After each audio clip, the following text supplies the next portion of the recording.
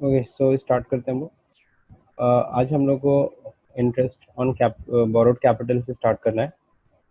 ठीक है। Interest on borrowed capital जो कि रिडक्शन है। अब अगर हम लोग डिस्कस करें,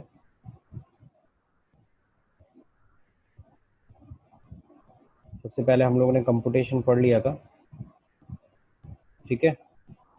और कंप्यूटेशन में सब लोगों ने देख लिया था computation of house property of let out. GAV सबसे पहले दिखाना है, ग्रॉस एनुअल वैल्यू, इसमें से म्यूनिसिपल टैक्स लेस कर देना है।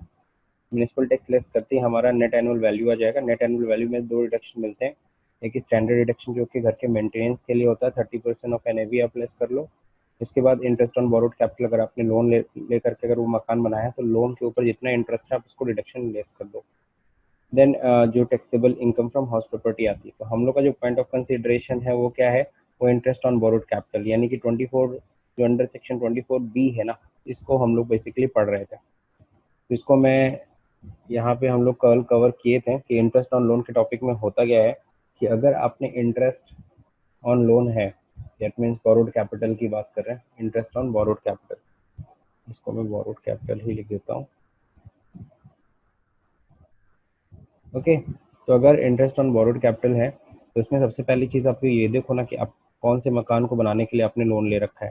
ऐसे मकान को बनाने के लिए लोन ले रखा है जो लेट आउट करने वाले हो, या फिर ऐसे मकान को बनाने के लिए तुमने लोन ले रखा है जो सेल्फ ऑक्यूपाइड है।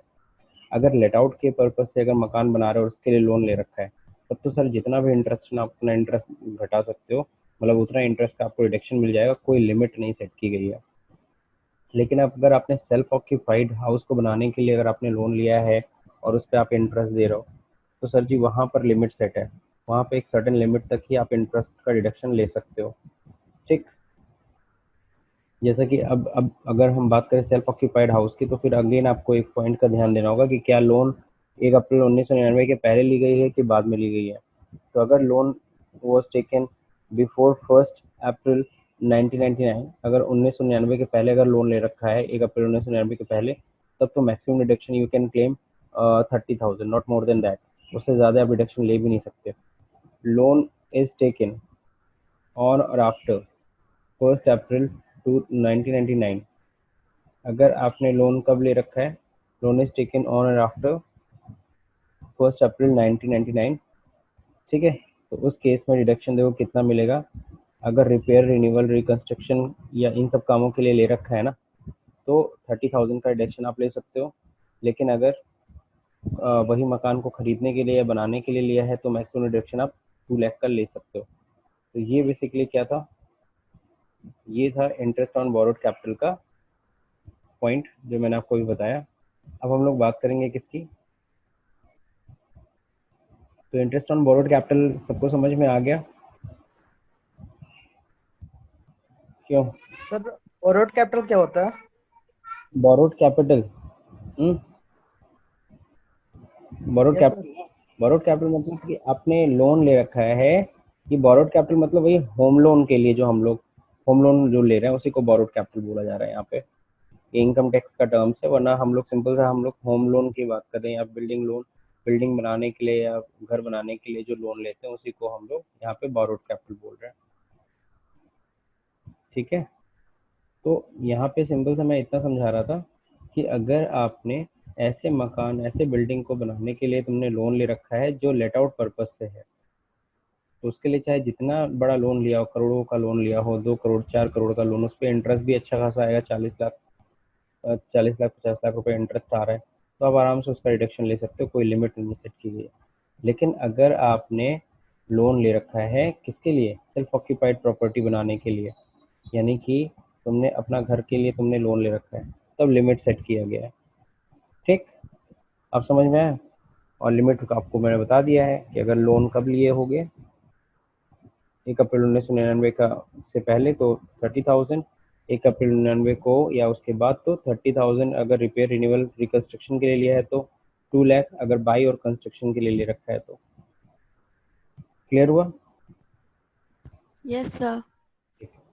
अब हम लोग बात करेंगे किसकी, अब हम लोग बात कर रहे हैं प्री कंस्ट्रक्शन पीरियड इंटरेस्ट। ये भी एक टॉपिक है, इसको भी हमें समझना होगा।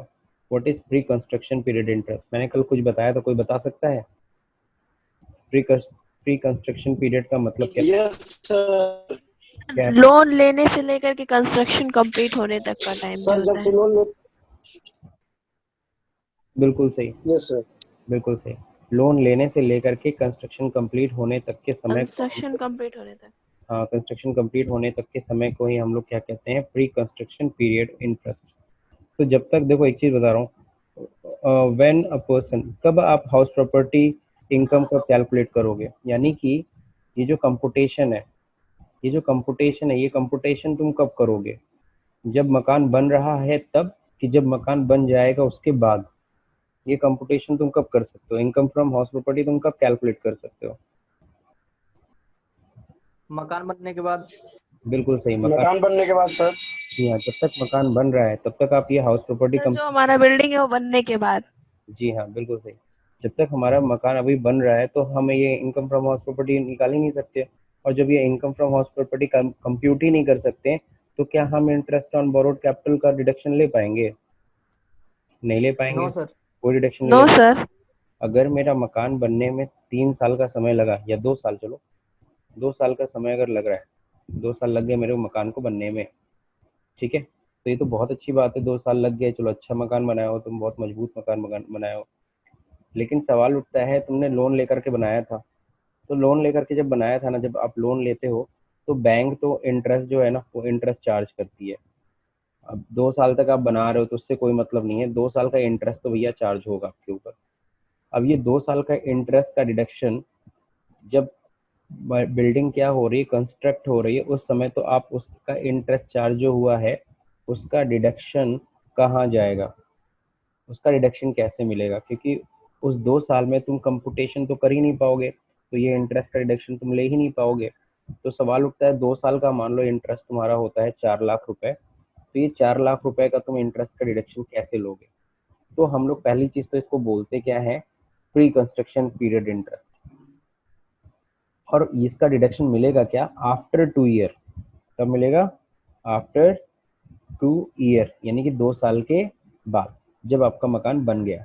उसके बाद जब आप कंपुटेशन करोगे ना, तो कंपुटेशन जब करोगे तो उस समय तुम इंटरेस्ट का डिडक्शन तो लोगे ही लोगे 24B में, इंटरेस्ट ऑन बोरोड कैपिटल, जो उस साल का होगा। यानी कि आफ्टर सेकेंड ईयर जब हम कंपुटेशन करेंगे तो हम 24B में क्या दिखाएंगे? 24B सब लोग समझ रहे हैं ना? 24B यानी ये इंटरेस्ट का यस डिडक्शन सर। की बात कर रहा हूँ। तो 24B में पहले तो इंटरेस्ट ऑन बोरोड कैपिटल तुम दिखाओगे कि सर ये बोरोड कैपिटल का इंटरेस्ट है। मैं आपको ऐसे समझा दे रहा हूँ कि हर एक साल का इंटरेस्ट कितना बन रहा था? 2 लाख रुपए। तो 2 साल का कितना हो गया? 4 लाख रुपए। ठीक, अब यहाँ समझना। अब तुमको क्या हुआ? इंटरेस्ट ऑन बोरोड कैपिटल तुम इस साल का तो दिखाओगे दिखाओगे, थर्ड ईयर का 2 लाख रुपीज, ये तो समझ में आ गया। अब सवाल उठता है कि ये जो प्री कंस्ट्रक्शन पीरियड इंटरेस्ट है, इसका रिडक्शन कैसे मिलेगा? इसका भी यहीं पे रिडक्शन हम लोग लेंगे, प्री कंस्ट्रक्शन पीरियड इंटरेस्ट का भी रिडक्शन इसी में हम ले लेंगे। हाँ, नीचे चला गया भाई। हाँ, यहीं पे हम इसका भी रिडक्शन लेंगे। और हम लोग क्या करेंगे? इस 4 लाख को डिवाइड करेंगे कितने से? 5 से। क्योंकि गवर्नमेंट क्या करती है, इस पूरे को एक साथ नहीं देती, कहती है आप 5 सालों में इसको बांट दो, यानी 5 किस्तों में बांट दो, और 5 ईयर में धीरे धीरे ले लेना। हम एक साथ ज़्यादा इतना बड़ा डिडक्शन नहीं देंगे। तो इस तरीके से आप डिडक्शन कितना ले रहे हो? 2,80,000 का। 2 लाख किस बात का? 2 लाख तो थर्ड ईयर का। ये कब का है? थर्ड ईयर का है, तीसरे साल का, ठीक है। और ये प्री कंस्ट्रक्शन पीरियड है, ये आप समझ रहे हो, फर्स्ट 2 ईयर का है। लेकिन फर्स्ट 2 ईयर का पूरा नहीं मिल रहा है, उसका पांचवा हिस्सा, मतलब एक एक किस्त करके आपको धीरे धीरे मिलेगा। और ऐसे डिडक्शन आपको 80,000 का कितने सालों में मिलेगा? 5 सालों में मिलेगा, और 5 सालों में आपको पूरा 4 लाख का डिडक्शन मिल जाएगा। मेरे ख्याल से कुछ कुछ क्लियर हुआ। Yes sir. Yes sir. चलिए ठीक।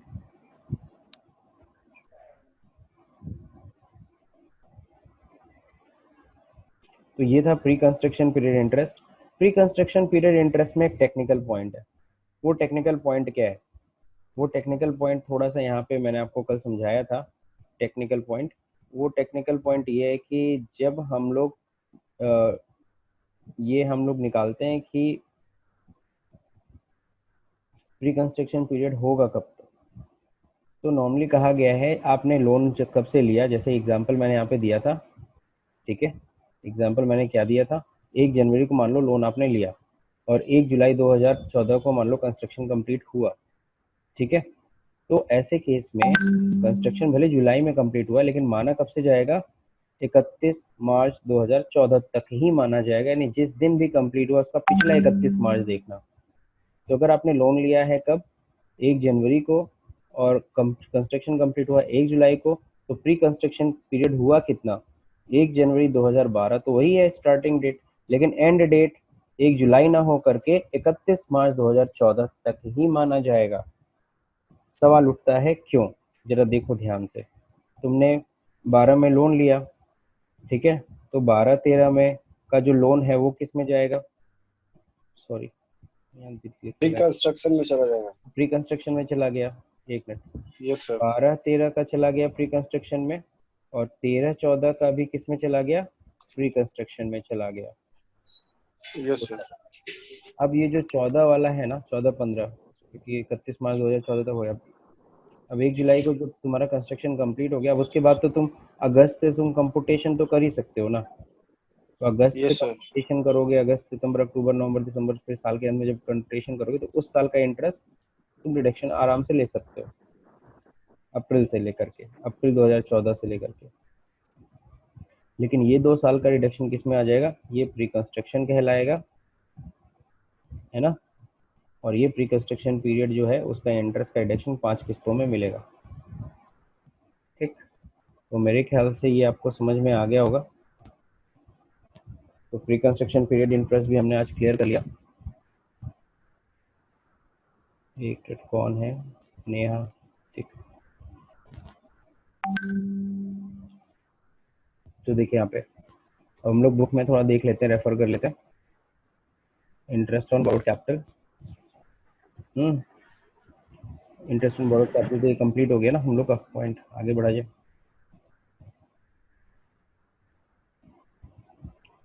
Deemed to be let out, है ना, कल इस पे हम लोग डिस्कस किए थे, एक बार मैं फिर से आपको क्लियर कर दूं।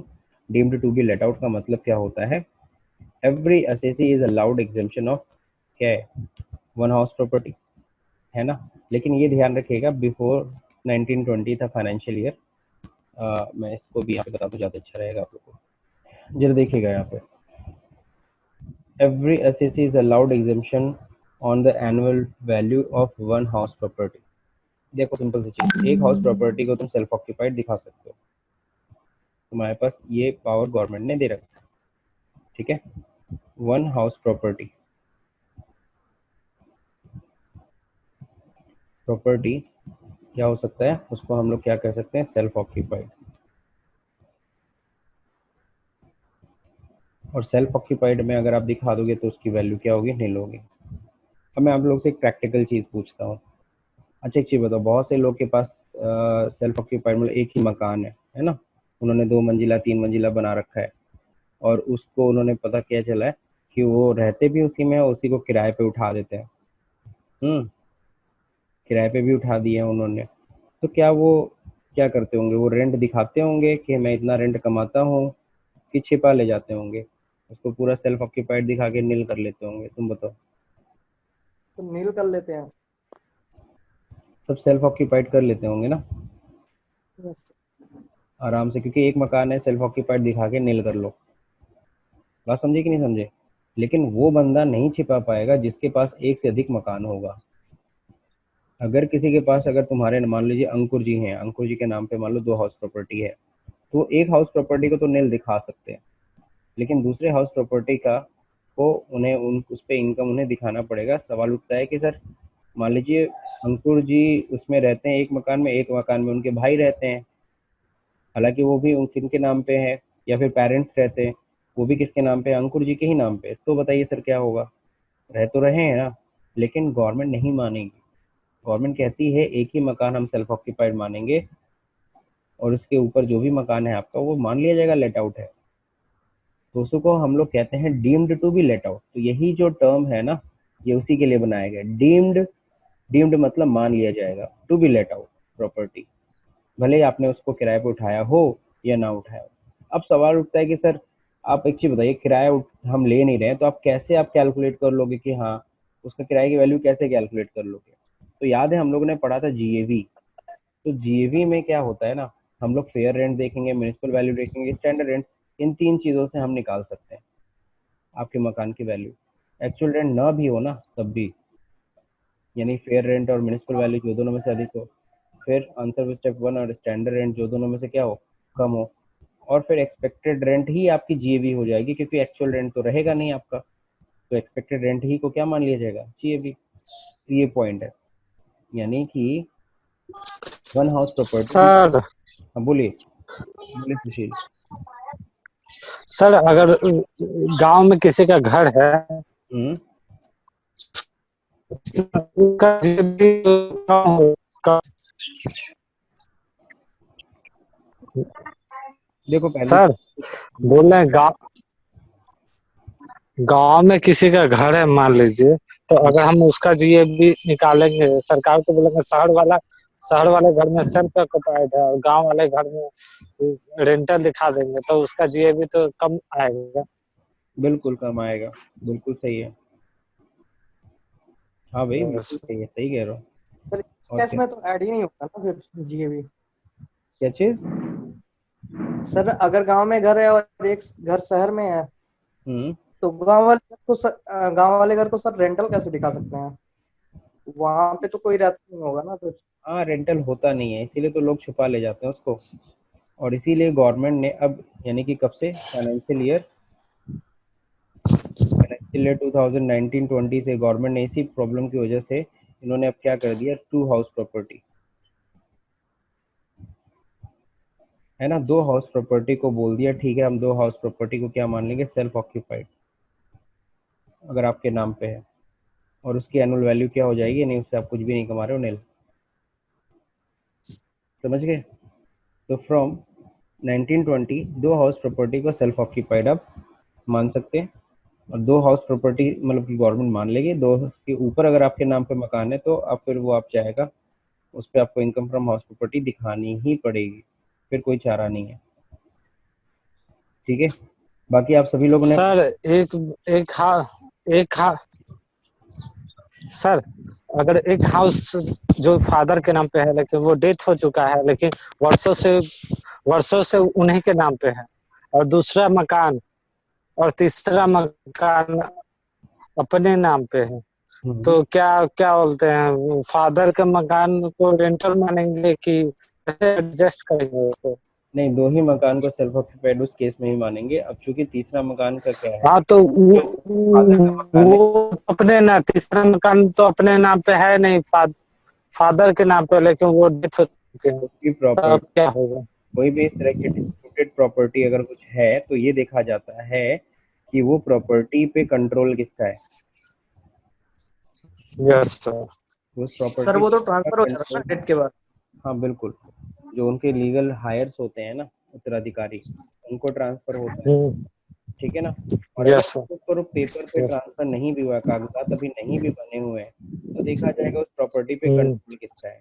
जिसका कंट्रोल होगा, जब तक यस। कंट्रोल होगा, उसी को उसका ओनर मान लिया जाता है। उसको भी हम लोग कहते हैं डीम्ड ओनर। क्या बोलते हैं? Deemed owner. डीम्ड। हाँ, जैसे यस सर।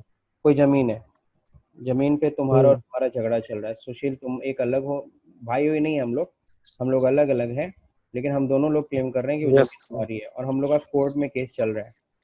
अब क्या है कि यस सर। तुम थोड़े दबंग टाइप के हो, दबंग टाइप के इन द सेंस, अब मेरी तुम्हारे सामने कुछ चलती झगड़ालू के समय। है, हाँ, तो तुम क्या कर रखे हो, तुम वो जमीन कब्जिया, मतलब वो जो घर है वो तुम कब्जा कर रखे हो, और मतलब कहने का मतलब है तुम थोड़े दबंग टाइप के हो, तो तुमसे मैं लड़ने भी नहीं जा सकता, मैं कोर्ट में ही केस लड़ रहा हूँ। और कोर्ट में केस करीबन हो गए 5 साल, 5 साल से केस चल ही रहा है, और फिलहाल उस पर कब्जा किसका है, तुम्हारा है। तो वही हो गई, कंट्रोलिंग पावर तुम्हारी है, तो तुम्हारे से ही उस पर हाउस टैक्स, ये जो भी ये सारी चीज़ें हैं, वसूला जाएगा। यानी इनकम फ्रॉम हाउस प्रॉपर्टी तुम्हारी ही मानी जाएगी जब तक तुम्हारा उस प्रॉपर्टी के ऊपर कंट्रोल है, तब तक। मेरे ख्याल से तुम लोग को अपने यस सर। क्वेश्चन का आंसर मिल गया होगा। Yes sir. चलिए ठीक है। बाकी ये 2 हाउस प्रॉपर्टी हम कब बताएंगे, कब 1 हाउस प्रॉपर्टी बताएंगे सेल्फ ऑक्यूपाइड, ये भी सबको क्लियर हो गया? Yes sir. Yes sir. चलिए ठीक है, बहुत बढ़िया। अब हम लोग आगे बढ़ते हैं। रिकवरी ऑफ अनरियलाइज्ड रेंट, ठीक है ना। What is recovery of unrealised rent? Recovery of unrealised rent, पहले तो हमें ये समझना होगा ना अनरियलाइज्ड रेंट होता क्या है। अनरियलाइज्ड रेंट सिंपल सी चीज है, जो पैसा हमें रियलाइज नहीं हो पाया, जो किराया हमें रियलाइज नहीं हो पाया, जो किराएदार हमें किराया नहीं दिया और भाग गया, ठीक है, उसी को हम लोग कहते हैं अनरियलाइज्ड रेंट, यानी उसने किराया दिया ही नहीं मुझे, ठीक। तो उसको हम लोग क्या कहेंगे, अनरियलाइज्ड रेंट। अब सभी को पता है इसमें कोविड-19 चल रहा है, लॉकडाउन चल रहा है, बहुत सारे बिजनेसेस, बहुत सारे ऐसी जगह हैं जो अपना रेंट भी ठीक से नहीं दे पा रही हैं, या रेंट, और गवर्नमेंट ने एक अपील की थी थोड़ा माफ, मतलब कि रेंट को क्या किया जाए, जो भी है मकान मालिक वो 1-2 महीने का रेंट छोड़ दें, और बहुत सारे लोगों ने छोड़ भी दिया, बहुत सारे लोगों ने छोड़ा भी, और बहुत सारे लोगों ने इसके खिलाफ अपील किया, और कोर्ट ने अभी आपको पता है डिसीजन आया कि जो रेंट का मामला है वो ओनर का और किराएदार के बीच का है, तो उसमें गवर्नमेंट कुछ भी नहीं कर सकती है, ठीक है। तो लैंडलॉर्ड और किराएदार के बीच का वो मामला है, वो लैंडलॉर्ड ही तय करेगा, ठीक है। उसे छोड़ना है कि नहीं छोड़ना है, उसके खिलाफ। सर हम लोग भी बहस करके हाफ करवा दिए। हाँ हाफ ठीक है, आप हाफ करा दिए, आपके और लैंडलॉर्ड के बीच का ये डिस्कशन है, ठीक है। इसमें ऐसा नहीं है कि गवर्नमेंट यस सर, इसलिए हम लोग खुद ही हैंडल किए हैं। आपको आपको कोई जबरदस्ती आपके मकान मालिक पे प्रेशर नहीं डाल सकता है। हाँ, आप और आपके मकान मालिक आपस में समझ बुझ के ये चीज़ कर सकते हैं। अभी जल्दी कोर्ट का वो भी आया है, डिसीजन भी आया है, अखबार में आप लोग पढ़े भी होंगे। सो वापस आते हैं टॉपिक पे। अनरियलाइज रेंट, अगर सपोज करो अब 3 महीने का रेंट नहीं आया तो उसको हम अनरियलाइज रेंट ही कहेंगे ना। सपोज करो कोविड-19 में अप्रैल मई जून जुलाई का किसी ने रेंट ही नहीं दिया, तो मकान मालिक के लिए अनरियलाइज रेंट हुआ, ठीक है। अब अगर किराएदार ने कहा ठीक है, जब चीज़ें संभलेंगी तो मैं धीरे धीरे करके आपको वो अनरियलाइज रेंट भी दे दूंगा। तो सपोज करो अगले साल यानी 21 या 22 में क्या हुआ कि जो अनरियलाइज रेंट था वो रिकवरी हुई, जो नहीं पैसा मिला था वो रिकवर हो गया। तो जब अनरियलाइज रेंट हुआ था तो गवर्नमेंट वो इनकम नहीं मानेगी आपकी, जो ध्यान से देखिएगा। मान लीजिए आपके मकान का जो किराया है वो कितना है, 15,000 रुपीज़, ये है आपका रेंट, ये आपको रेंट देना था मकान अपना, जो भी ऑफिस के बिल्डिंग का। फिर आपने इसको मल्टीप्लाई बाय 12 कर लिया तो 1,80,000 होता है। लेकिन यानी कि मैं जो बिल्डिंग किराए पे उठाया था मेरे को 15,000 रुपये रेंट मिलता था, तो 12 महीने का कितना होना चाहिए था, 1,80,000 रुपये, ये एक्चुअल रेंट होना चाहिए था। लेकिन ड्यू टू कोविड-19 अनरियलाइज्ड रेंट रहा। अनरियलाइज्ड रेंट कितना रहा, जरा ध्यान से देखिए।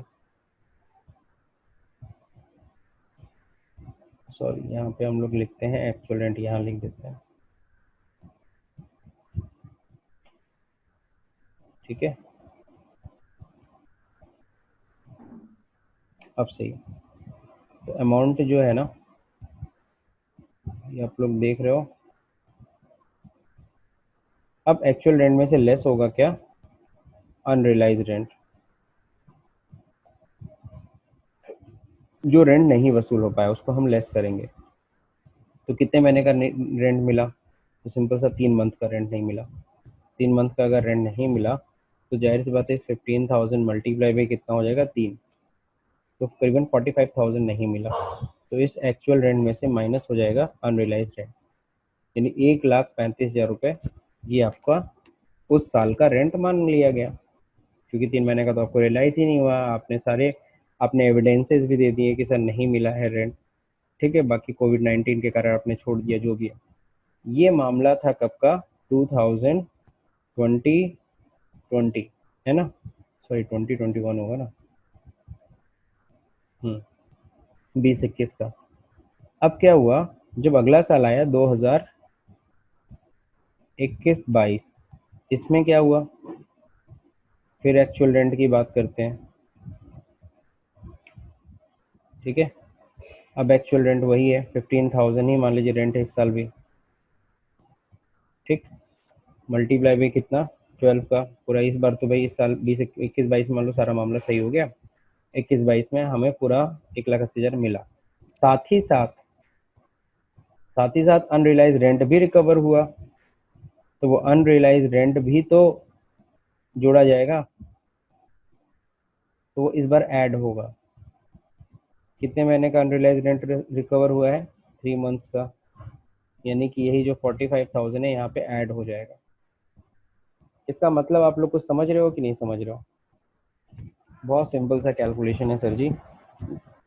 यहाँ पे गवर्नमेंट कहती है, समझ रहे हो ना, कि जब यस अनरियलाइज सर। हुआ था तब गवर्नमेंट ने आपको डिडक्शन दे दिया था।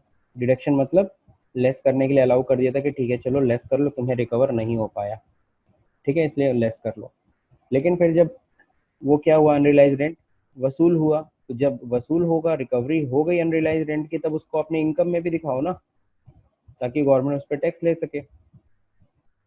ठीक, तो अब एक और चीज़ ध्यान रखना, बड़ा ही आसान नहीं है, गवर्नमेंट से डिडक्शन लेना भी इतना आसान नहीं है। You should to show the proofs, evidences कि वो रियल में अनरियलाइज रेंट था। इसके लिए एक क्लॉज है, उसके पॉइंट सारे कंप्लीट करने पड़ते हैं, तब जाकर के गवर्नमेंट अनरियलाइज रेंट मानती है, अदरवाइज नहीं मानेगी। जैसे फॉर एग्जांपल दूसरा मैं केस देता हूँ, फिलहाल तो ये कोविड-19 मैंने बताया, एक दूसरा केस मैं आपको बताता हूँ। सच में तुम्हारा किराएदार था, वो कह रहा था ठीक है अगले महीने दे देंगे, ठीक है अगले महीने दे देंगे, ठीक है अगले महीने दे देंगे, तो करीबन 3 महीने का रेंट इसी तरह से लेके वो भाग गया। मतलब वो फिर रातों रात गायब हो गया, तुम्हें पता भी नहीं चला वो कहाँ गया, ठीक है। और इसी तरह से करीबन 3 महीने का रेंट तुम्हारा नुकसान हो गया, अनरियलाइज रेंट रहा। तुमने उस किराएदार के खिलाफ एफआईआर भी किया, सब कुछ किया, है ना, यानी कि सारे तुमने प्रूफ्स रेडी किए कि हाँ भाई वो अनरियलाइज रेंट था, तब तो तुम्हारा माना जाएगा। लेकिन अगर तुमने एफआईआर नहीं किया या जो भी कार्रवाई करनी थी तुमने अनरियलाइज रेंट के लिए नहीं किया, तो फिर तुमको उस अनरियलाइज रेंट मतलब गवर्नमेंट नहीं मानेगी और डिडक्शन तुम्हें नहीं देगी। कुछ कुछ क्लियर हुआ अनरियलाइज रेंट को यस लेकर सर। के? अब देखिए, अगर रिकवरी होती है तो रिकवरी को कैसे ट्रीट करना है। Where an assessee cannot realize rent from a property let out to a tenant during the particular previous year, and subsequently the assessee has realized any amount in respect of such rent amount to realize shall be deemed to be income charge. मान लो वो जो बंदा भागा था 3 महीने का rent लेकर के,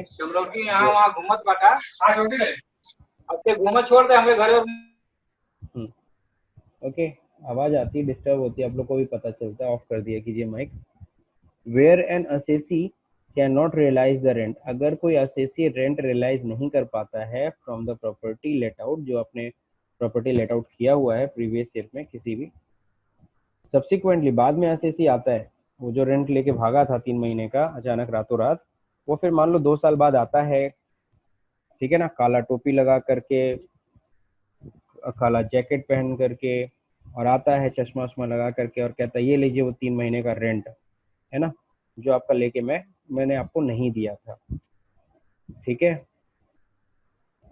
तो जाहिर सी बात है वो जब रेंट तुम्हें रियलाइज हुआ तब तो तुम्हें दिखाना पड़ेगा ना, under the head of income from house property. तो वो जो इनकम आएगी वो किस में दिखाई जाएगी, under the head of income from house property, and accordingly charge income tax as the income tax of previous year in which such rent is realise. तो जिस साल मिलेगा, सपोज 2 साल के बाद मिल रहा है, 4 साल के बाद मिल रहा है, जिस साल मिलेगा उस साल की इनकम मानी जाएगी। वो भी कौन सी इनकम मानी जाएगी, income from house property. Whether or not the assessee is the owner of the property, भले ही वो असेसी उस मकान का ओनर हो, weather or not the assessee is the owner of the property in that previous year, भले ही उस previous year में वो प्रॉपर्टी का ओनर हो या ना हो। अब ये पॉइंट देखो क्या कह दिया, ये पॉइंट बहुत ही डिफरेंट कह दिया। सपोज करो अंकुर जी का वो प्रॉपर्टी था, उन्होंने लोन सॉरी रेंट पे दे रखा था, और रेंट इस तरीके से कई किराएदार इसी तरीके से भाग गए, उनको नुकसान करके चले गए। फिर अंकुर जी निराश हो गए, अंकुर जी ने वो प्रॉपर्टी ही बेच दिया है, कोई फायदा नहीं है इस प्रॉपर्टी को रेंट पे उठाने का। उन्होंने कहा यार मनहूस प्रॉपर्टी उठा के उन्होंने बेच दिया। बेचा तो कौन खरीद लिया, बेचा तो खरीद लिया सुशील जी ने, ठीक है। किसने खरीदा, अंकुर ध्यान दे रहे हो ना? यस सर, हम भी ध्यान दे रहे हैं। ठीक है, अंकुर जी ने बेच दिया किसको, सुशील जी को। ओके, अब सुशील जी ने क्या किया, सुशील जी उस मकान के मालिक बन गए। फिर इसके बाद क्या हुआ, 2-3 साल जब तक वो उन्होंने फिर उसको किराए पे उठाया, फिर दूसरे साल क्या हुआ, वो जो अंकुर जी का जो रेंट लेके जो भागे थे कुछ लोग, वो लोग आ करके रेंट दे रहे हैं। अब जो रेंट देखने आ रहे हैं तो किसको देख रहे हैं, सुशील जी हैं, है ना। तो सुशील जी को किराया मिल रहा है, वो अनरिलाइज रेंट सुशील जी ने रिसीव कर लिया। अब बताओ, वो अनरिलाइज रेंट जो सुशील जी को रिसीव किया, ये एग्जैक्टली इनकम किसकी होनी चाहिए थी, अंकुर जी की कि सुशील जी की? अंकुर जी की। अंकुर जी की होनी चाहिए, बिल्कुल सही है। लेकिन अनरियलाइज रेंट की रिकवरी के लिए जो लॉ इन्होंने बना दिया, उसमें थोड़ा सा यही चीज अलग कर दिया कि weather or not the assessee is the owner of the property, income किसकी मानी जाएगी, जिस समय वो रिसीव हो रहा है उस समय उसका प्रॉपर्टी का ओनर कौन है, सुशील जी है। तो वो इनकम किसकी मानी जाएगी, सुशील जी की मानी जाएगी। सुशील जी की सर। हाँ, सुशील जी की मानी जाएगी। ये ध्यान रहे, अनरियलाइज रेंट के समय, जब अनरियलाइज रेंट उस समय तो ओनर अंकुर थे, लेकिन रिसीव किसको हो रही है, सुशील जी को, because now the owner of the property is Sushil. Sir ये न्यू चेंजेस है लॉ में। यही तो टेक्निकल पॉइंट है, यही तो पॉइंट आप लोग को समझना है। ठीक, सर हम कल सब पढ़ रहे थे तो हमको भी नहीं समझ में आया था, इन्हें समझ में आया था, आज समझ में आ गया। क्लियर नहीं हुआ था। यानी यस सर बिल्कुल। प्रॉपर्टी में सुशील जी को वो इनकम को दिखाना पड़ेगा। ठीक, सर लेकिन सर कोई क्यों दिखाना चाहेगा सर, जो हाँ बाद में पैसा मिला है उसको। बिल्कुल सही। अब अगर मान लो सुशील जी को मिला, अब सुशील जी सोच रहे हैं यार ये जो रेंट मिला है इसको कौन जानता है, गवर्नमेंट में कौन जानता है, इसको छुपा लिया जाए। लेकिन एक चीज बताओ, यस सर। जो रेंट अनरियलाइज हुआ था उसके खिलाफ तो क्या हो रखा है, एफआईआर हो रखा है।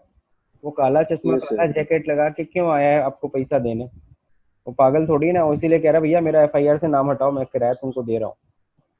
बात समझे, यस और सर। मेरे को रेंट रिसीट दो, ताकि मैं रेंट रिसीट पुलिस वालों को दिखाऊं कि भैया मैंने किराया दे दिया है, अब मेरा नाम वहां से हटाइए। Yes sir. तो rent receipt sir rent receipt यहाँ पे किसके नाम से शो बोलेंगे, हम अपना रेंट रिसिप्ट बना के उसको देंगे। बिल्कुल रेंट रिसीट बना के दोगे, और एड्रेस ऑफ द प्रॉपर्टी तो सेम है ना, प्रॉपर्टी तो वही, हाँ, और नाम अपना डालेंगे, नाम अपना डालेंगे ओनर का। ओनर बस चेंज है, प्रॉपर्टी तो यस सेम सर। है। ठीक है, यस सर। प्रॉपर्टी सेम है, बस ओनर चेंज है। यहाँ समझ में आ गया सबको, कहीं कोई दिक्कत? No no sir. Sir. No sir. चलिए ठीक है। अब यहाँ पे देखिए एग्जाम्पल है, मिस्टर एक्स क्लेम्ड और deduction in respect of unrealised rent of rupees कितना है, 8,000 इन द असेसमेंट ईयर 2009। ठीक, अनरियलाइज रेंट 8,000 रुपए है असेसमेंट ईयर 2009 का। Entire amount was allowed as deduction in the assessment proceeding, यानी कि जब 2009-10 में हुआ होगा, अच्छा असेसमेंट ईयर 2009-10 है, एक मिनट मैं इसको आगे कंप्लीट कर दूं, 9-10 असेसमेंट ईयर था, प्रीवियस ईयर रहा होगा 8-9। 8-9 में जब ये अनरियलाइज रेंट हुआ था तो उसमें आपको रिडक्शन मिल गया था। ड्यूरिंग द प्रीवियस ईयर 14-15, 2014-15 में mister x recovered 6,000 unrealise rent, mister x को अनरियलाइज रेंट रिसीव हुआ, the entire amount of recovery जो हुआ, रिकवर्ड हुआ 6,000 is taxable under the head of income from house property. अब यहाँ पे एक और टेक्निकल पॉइंट बोल रखा है, अब इस टेक्निकल पॉइंट को ध्यान देना, no standard deduction 30% is allowed, यानी कि जो भी अनरियलाइज रेंट की रिकवरी होती है वो सीधे सीधे इनकम फ्रॉम हाउस प्रॉपर्टी की तरह ट्रीट की जाती है, उसमें आपको 30% का जो स्टैंडर्ड डिडक्शन होता है वो भी नहीं मिलेगा। यानी कि जो भी अनरियलाइज रेंट आ रहा है, जो भी रिकवर हो रहा है, वो सीधे सीधे क्या माना जाएगा, जो भी अनरियलाइज रेंट आ रहा है वो सीधे सीधे taxable income from house property माना जाएगा। उसको यहाँ सीधे ऐड कर लेंगे, जो भी आपका उस साल का है उसी में ऐड कर लेना, यहीं पे प्लस हो जाएगा क्या, अनरियलाइज्ड रिकवरी ऑफ, जो भी रिकवरी होगी, रिकवरी ऑफ, सर ये जिस साल रिकवर होगा सर उसी साल में दिखाएंगे ना। हाँ उसी साल तुमको जो भी taxable income from house property आएगा उसी में सीधे जोड़ देना अनरियलाइज रेंट भी। ठीक है, यस सर। यानी कि अगर तुम उसको ऊपर जोड़ोगे, है ना, तो वहाँ तुम वो सीधे सीधे आपकी क्या होगी, taxable income from house property में ऐड कर दी जाएगी। अगर उसको, अगर अनरियलाइज रेंट जो रिकवरी होती है उसको अगर आप ऊपर जोड़ोगे तो जाहिर सी बात उसमें डिडक्शन मिलने लगेगा, और फिलहाल हमें इसमें कोई डिडक्शन नहीं मिलता है। जो भी रिकवरी ऑफ अनरियलाइज रेंट होता है उसको सीधे taxable income from house property की तरह ट्रीट करिए, अपने इनकम में शो करिए, उसमें कोई डिडक्शन आपको नहीं मिलने वाला। ठीक, ये तो था रिकवरी ऑफ अनरियलाइज रेंट जिसको हम लोग ने डिस्कस किया। ठीक, और इस पॉइंट का ध्यान रखिएगा, नो 30% रिडक्शन इज अलाउड। ठीक, अब बात करेंगे किसकी, एरियर रेंट की। अगर एरियर रेंट रिसीव होता है तो क्या होगा। ठीक है, तो एरियर रेंट अगर रिसीव होता है, एरियर क्या होता है पहले तो ये समझो, एरियर का मतलब होता क्या है। तो ध्यान रखिएगा, एरियर का मतलब ये है कि अगर कोई भी रेंट अगर आपको रिसीव हो रहा है और सामने वाले ने क्या किया, एरियर लगा दिया। जैसे क्या है कि आपने अपना जो मकान है वो मान लो एक बैंक को दिया था, मान लो वो बैंक कौन है, एसबीआई है। अब एसबीआई का जो रेंट है वो तुम साल भर में सपोज करो उससे चार्ज करते हो कितना रुपया, 2 लाख रुपीज इंटरेस्ट, मान लो ये तुम उससे रेंट चार्ज करते हो 2 लाख रुपए। अब क्या था कि एग्रीमेंट के अनुसार हर साल रेंट कितना था, 10% इंक्रीमेंट होना था। तो अगर 10% इंक्रीमेंट होता है तो कितना हो जाता अगले साल, अगले साल रेंट आपका हो जाता 2,20,000 रुपये। लेकिन क्या हुआ, सपोज करो 2018-19 में उन्होंने तुमसे रेंट पे लिया, तो 2019-20 में क्या हो जाना चाहिए, रेंट आपका 2,20,000 हो जाना चाहिए। लेकिन एसबीआई अभी भी तुमको पेमेंट कैसे कर रही है, अभी भी पेमेंट कर रही है 2 लाख ही कर रही है। ठीक है, तुमने डिस्कस किया सर क्यों सर, रेंट तो बढ़ना था ना। तो उन्होंने कहा ठीक है कोई ऐसा दिक्कत नहीं है, आपको मिलेगा, लेकिन फिलहाल वो क्या लगा हुआ है, वो 20,000 रुपीज़ हमने क्या लगा दिया, एरियर लगा दिया, आपको मिल जाएगा। एरियर का मतलब ऐसा होता है कि आपको ये पैसा मिलना है, ऐसा नहीं है कि वो पैसा नहीं मिलेगा, आपको पैसा मिलेगा लेकिन थोड़ा टाइम लग सकता है। ठीक है, तो ये जो एरियर लगा ना, तो एरियर रेंट जो भी होता है, एरियर रेंट ध्यान रखने कि एरियर रेंट पहली चीज़ तो अगर लगा हुआ है तो एरियर रेंट पे टैक्स आपको नहीं देना पड़ेगा। आपका इस साल 19-20 का रेंट तो 2,20,000 रुपये है, आप बिल इतने का बना रहे थे लेकिन आपको मिल रहा है 2 ही लाख रुपए। आपको टैक्स कितने पे देना पड़ेगा, 2 लाख पे ही टैक्स देना होगा इस साल। एरियर रेंट जो था 20,000 रुपये, ठीक है, उस पर आपको टैक्स कब देना होगा, जब एरियर रेंट आपको रिसिप्ट होती है तब। यानी कि सपोज करिए 2020-21 में भी आपका रेंट फिर 10% बढ़ेगा।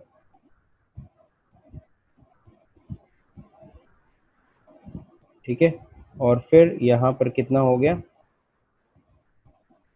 आपको इस साल पूरा का पूरा मिला, ये तो मिला ही मिला, साथ ही साथ यानी कि ये रेंट तो आपको पूरा मिला ही मिला, प्लस जो पिछले साल का जो एरियर था, ठीक है ना, ये भी आपको इस बार रिसीव होगा इस साल। यानी इस साल आपको टैक्स कितने पे देना होगा, 2,42 पे नहीं देना होगा, 2,62 पे देना होगा। तो ये रहा आपका taxable income from house property. ठीक है, तो ये ध्यान रखिएगा, जो एरियर होता है एरियर पे हमें टैक्स नहीं देना होता है, एरियर माइनस हो जाएगा। तो टैक्सेबल इनकम कितनी है, टैक्सेबल इनकम जाहिर सी बात है आपके पास कितनी होगी, 2 लाख रुपीज़ जिस साल एरियर रहा। लेकिन एरियर जब रिसीव होगा उस साल तो उस पर टैक्स देना पड़ेगा। एरियर पे टैक्स तभी देना पड़ता है जब वो एरियर रिसीव होता है। एरियर का मामला समझ में आ गया होगा मेरे ख्याल से सबको।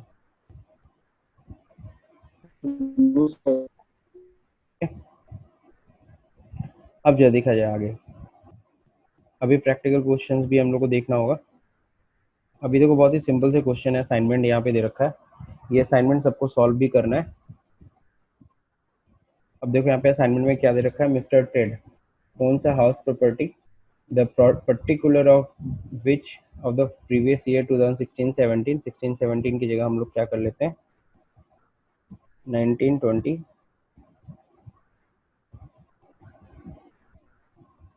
ठीक है, तो आर एस बिलो, तो यहाँ पे ध्यान रखिएगा, mister Ted owns a property and the particular of which is previous year 19-20 R S follow. मकान का फेयर रेंट देखिए कितना है, 2 लाख है। म्यूनिसिपल वैल्यू कितनी है, 1,90,000 है। स्टैंडर्ड रेंट कितना, 1,75,000 है। एक्चुअल रेंट है 16,000 पर मंथ। ठीक है, कैलकुलेट सॉरी कंप्यूट है, compute income from house property. ठीक है, आपको क्या करना है, income from house property calculate करना है। अब यहाँ पे एक और चीज़, लेकिन नीचे इन्फॉर्मेशन है municipal taxes. Municipal tax paid है, दिखा रहा है 69,000 कि जो भी मकान है उसका 69,000 रुपीज़ क्या दिया गया, म्यूनिसिपल टैक्स दिया गया, विच इंक्लूड्स द एरियर, यहाँ देखो एरियर शब्द आ गया, which includes arrear for previous year 14-15, 15-16 amounting to rupees 33,000 rupees. तो यहाँ पे ये शब्द थोड़ा सा अजीब सा लग रहा होगा, लेकिन ये बहुत ही सिंपल सा शब्द है। आपको याद होगा मैंने म्यूनिसिपल टैक्स के लिए आपको क्या बताया था, म्यूनिसिपल टैक्स के लिए ये बताया था कि म्यूनिसिपल टैक्स का डिडक्शन हमें कैसे मिलता है, म्यूनिसिपल टैक्स का डिडक्शन ऑन पेमेंट बेसिस में मिलता है। पेमेंट बेसिस मतलब क्या होता है, जब पेमेंट करते हैं तब। जितना पेमेंट करोगे उतना का डिडक्शन मिलेगा। 14, 15, 15, 16, 14, 15, 15, 16 की जगह हम लोग कर देते हैं 17, 18 और फिर यहाँ हो जाएगा 18, 19, 18, 19, ठीक है ना, कि यानी 19-20 से पहले का जो 2 साल है उस साल का म्यूनिसिपल टैक्स 33,000 रुपये था जो दिया नहीं था, उसको हमने इसी साल दे दिया है इस साल के साथ मिला करके। तो बताओ डिडक्शन कितने का मिलेगा, पूरा 69,000 का डिडक्शन मिलेगा। ये चीज़ ध्यान रहे इस साल, क्योंकि इस हमें पेमेंट बेसिस पे डिडक्शन मिलता है। तो इस साल हमने पेमेंट कितना किया, 69,000, चाहे जिस साल का भी दिया हो उससे कोई लेना देना नहीं है। जब आपने 17, 18, 18, 19 में नहीं दिया होगा तो उस साल तो डिडक्शन मिला नहीं होगा। इस साल अगर वो 33,000 मिला के दे रहे हो, यानी कि 69,000 में 30,000, 33,000 पुराने 2 सालों का है, पिछले 2 सालों का है, तो डिडक्शन कितने का मिलेगा, पूरा 69,000 का मिलेगा। ठीक है, तो आप लोग म्यूनिसिपल टैक्स जब लेस करिएगा तो पूरा 69,000 लेस करिएगा। तो ये होमवर्क पे स्क्रीनशॉट ले लीजिए, इसको आप लोग कल करके दिखाएंगे हमें। पहले जी भी निकालेंगे,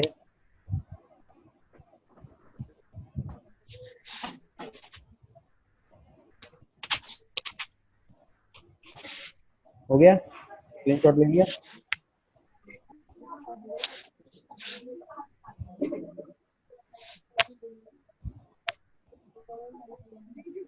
यस सर। ठीक है सर एक क्वेश्चन था सर। हम पूछिए। हेलो। हाँ हाँ पूछिए। सर एरिया रेंट एक बार और समझा दीजिए सर, अच्छे से नहीं समझ में आया। अच्छा, एरिया रेंटिंग सर समझ, एरिया रेंट नहीं समझ में आया अच्छे से। देखिए एरिया रेंट होता क्या है पहले तो ये समझिए। Yes sir. रेंट का मतलब होता है जो रेंट हमें वसूल, मतलब देखो एक होता है अनरियलाइज रेंट जो भाग गया, किराएदार नहीं दिया, और एक होता है area rent. Normally area rent होता कैसे है, जैसे कि हम लोग के बीच में एग्रीमेंट, हमारे और आपके बीच में एग्रीमेंट है कि एग्रीमेंट है आपकी, भाई हर साल क्या होगा 20% की रेट से हम क्या करेंगे, रेंट आपका बढ़ाएंगे, या 10% की रेट से रेंट बढ़ाएंगे। लेकिन अगला साल आ गया और क्या हुआ, मैंने रेंट बढ़ा हुआ रेंट आपको नहीं दिया, तो अभी भी पुराना रेंट मैं आपको दे रहा हूँ, मैं लेके भागा नहीं, मैं आपको रेंट दे रहा हूँ लेकिन पुराना रेंट दे रहा हूँ। ठीक है, फिर आपने कहा कि अरे सर अब बात तो हुई थी कि भाई 10% बढ़ेगा, अब तो एग्रीमेंट था। तो मैंने कहा ठीक है, अभी इस समय कुछ कंपनी में को कुछ प्रॉब्लम है जिसके कारण मैं आपको नहीं दे पा रहा हूँ, लेकिन हाँ जैसे स्थिति सही होती है मैं आपको दे दूंगा, मतलब एरियर लगा दिया। ठीक है, जैसे अभी मैं आपको अभी केस बताऊं, बहुत सारे ऐसे एम्प्लॉयज है जो कंपनीज में काम कर रहे हैं इस समय कोविड-19 वाला, समझ रहे हैं कि नहीं समझ रहे हो, सुनाई दे रहा है मेरी आवाज़? बहुत सारे लोग अभी कोविड-19 में काम कर रहे हैं, तो कंपनियों ने, बहुत सारी कंपनियों ने क्या किया है, उनकी सैलरी हाफ कर दी है कि भाई तुम्हें सैलरी जो मिलती थी उसका 50% मिलेगा तुम्हें। अब हुआ कि सर 50% मिलेगा, बाकी का 50% क्या होगा? तो कई कंपनियां तो दे ही नहीं रही हैं कि नहीं देंगे सर, और जब खुलेगा तब फिर देखा जाएगा। और कई कंपनियां ऐसा कर रही हैं कि 50% ठीक है, 50% आप सैलरी लीजिए और देन 50% जो आपका जो सैलरी है वो हम एरियर लगा रहे हैं, और ये तब हम आपको देंगे जब मामला, जब हालात क्या हो जाएंगे, सही हो जाएंगे, और आप लोग जब वापस ऑफिस में आएंगे तब हम ये देंगे। तो समझ में आया पीयूष?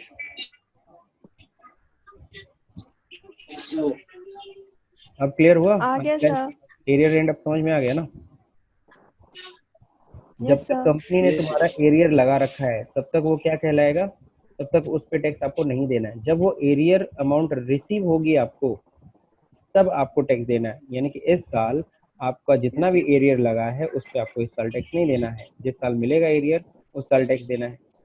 ये चीज़ का क्लियर रखिए, ठीक है। बाकी एक क्वेश्चन तो मैंने आपको बता दिया, ये होमवर्क है, स्क्रीनशॉट भी आपने ले लिया होगा। ये दूसरा क्वेश्चन भी देख लीजिए। मिस्टर राहुल से ओनर प्रॉपर्टी, नहीं इसको रहने दीजिएगा, बस एक ही क्वेश्चन लगाइए, छोड़िए, बस एक क्वेश्चन लगाइएगा। कल मैं देखूंगा, सब लोग व्हाट्सएप करना है।